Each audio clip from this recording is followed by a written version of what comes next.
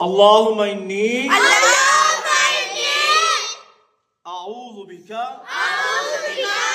من الہم والحزن واعوذ بک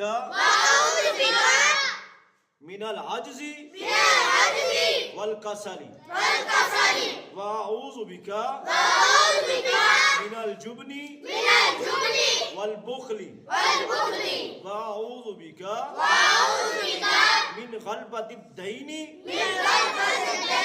وقہر الرجال۔ استاد محترم، جو آپ نے ہمیں دعا پڑھائی ہے اس کا مقصد کیا ہے؟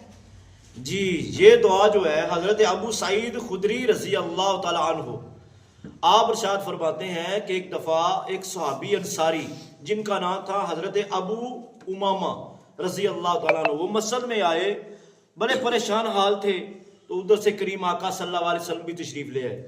نبی علیہ السلام نے پوچھا ہے ابو امامہ، یہ تو نماز کا وقت بھی نہیں ہے اور نہ ہم نے بلایا ہے، تو کیا وجہ تم مسجد میں آ کے بیٹھ گئے ہو، پریشان حال ہو، تمہارا چہرے پر غم کے اثار بھی ہیں؟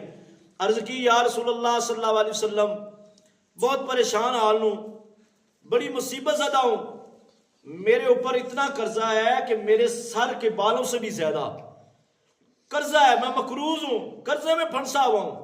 تو کریم آقا، نبی لاجپال، مہربان آقا، رحمت للعالمین، کریم آقا علیہ السلام نے ارشاد فرمایا کہ